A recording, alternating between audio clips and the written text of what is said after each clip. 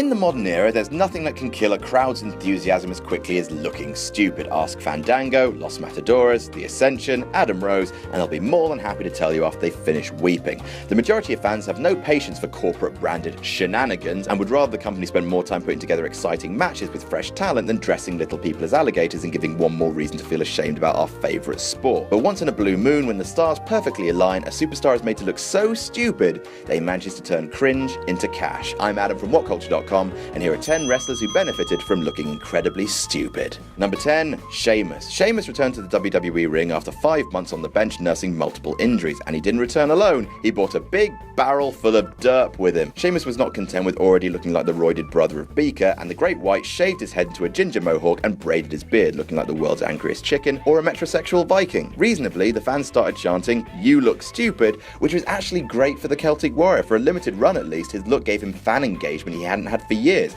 He went on to be booked very boringly indeed, which is a shame, but for a while, the stupid was just what he needed. Number 9, Daniel Bryan. Daniel Bryan, once downtrodden hero of the internet, now delusional champion, was set to defend his belt against pre-chicken Sheamus at Mania 28. Both men could go like the clappers in the ring, so from a pure wrestling fan's perspective, this match had the potential to steal the show. The bell rang, a kiss, a kick, and 18 seconds later, the bell rang again. For any wrestler other than Daniel Bryan, this abject humiliation could have been the death knell of an entire career, but the fans leapt to his aid, partly out of respect for his wrestling acumen, and partly because of how amusing Bryan became, as 18 seconds forced him to a near psychosis. The fans began chanting his name, they began chanting 18 seconds, and then fatefully, they began chanting yes. Number 8, Goldust. The ambassador of looking fucking stupid, Dustin Goldust Runnels has forged an entire career from the Play-Doh of dumb. He burst onto the scene, confounding and infuriating straight wrestlers and fans alike with his unsettling, sexually aggressive behaviour, feminine wig, gold face paint, and skin-tight latex jumpsuit. You just couldn't look away from him, something that Runnels leapt upon as he began to reinvent himself with increasingly debased and unbelievable results. He would don grey jumpsuits with black negligee painted on them with his face painted red. Oh my god, the clashing. His hair would go from acid green to blood red to royal blue from week to week to week. He wore pink fluffy singlets and masquerade mask and was occasionally led down to the ring on a leash. Sure, it's cloying and obnoxious and I'm just trying to get on with my day here, but I can see the demented amount of man hours that's gone into the whole production, so fine,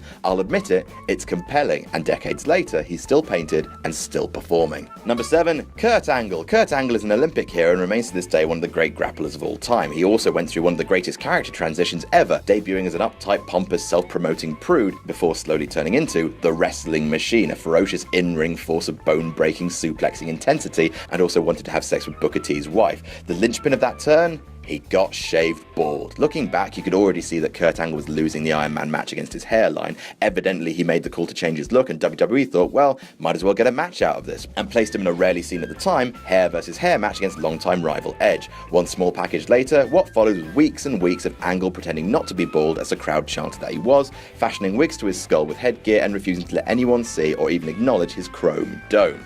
Finally, he was exposed, and after the dust had settled, Kurt Angle had given himself a sleeker, more aggressive look, while successfully losing none of the original charm that made him great. Number 6, Cody Rhodes. From a loss of hair to the strategic gaining of it now, in 2012, Cody Rhodes was somewhat adrift. His dashing gimmick was spent, and the deranged man in the mask shtick had played itself out. He remained a talented competitor, but was lacking a tangible connection with the fans. Then injury struck. Cody needed this time off to reinvent himself, to painstakingly dissect his appeal and calculate the most effective way to establish his character and his brand with a WWE audience. He grew a moustache. And it worked. Rhodes became the delusional heel, calling his lip rat a love stash, printing t-shirts with moustaches on them, and taking pride in the fact that his facial hair definitely didn't make him look like Tom Selleck's son that he doesn't tell people about.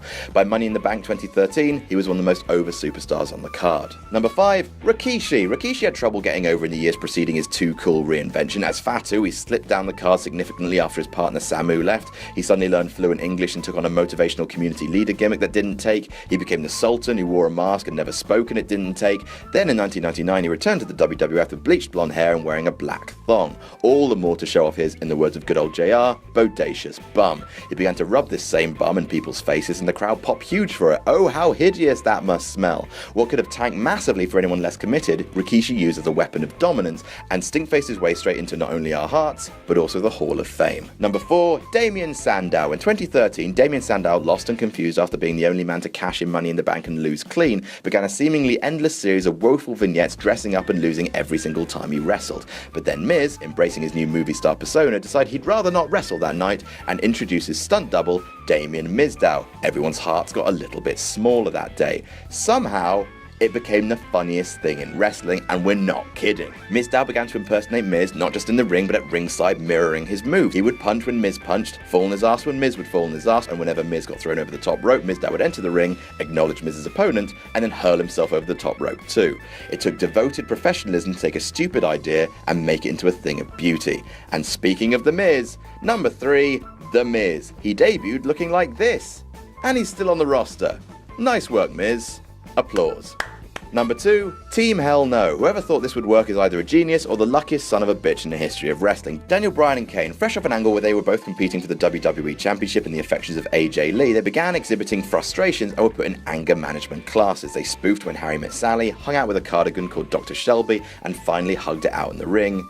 It worked. The sheer weirdness of Bryan and Kane's partnership, their stiff but earnest delivery, and the fans' blossoming love of the Yes chant turned this into not only a successful angle, but a tag team championship winning duo, out of which Bryan emerged as the next white-hot main event megastar with his weakling storyline. Hashtag WWE Hug trended worldwide, which proves that everything we know about good ideas and bad ideas is wrong. And number 1, everyone who ever took the atomic leg drop. Hulk Hogan had the worst finisher in professional wrestling. Okay, maybe the worm was worse. What's even more humiliating was being Hogan's opponent and letting yourself be pinned after taking it, especially post-2000. There's just some part of the human brain that will subconsciously bury a wrestler who can kick out of a DDT, but is obliterated by an old man falling on them. But there was a rather large upside. See, if a wrestler was put into a program with Hogan during the 80s and 90s, they knew 2 things. They would end up on their back for the 1, 2, 3, and their paycheck would increase by a factor of 10, 11, 12. In the yesteryear of the WWF, if you wrestled in the opening match on the card, you were lucky to receive $300 for your trouble. Wrestling in the main event against Hogan, however, well, Honky Tonk Man said it best. Believe me, brother, when you're getting that leg dropped on you and you're making $10,000 to take that leg drop every day for 9 shows a week,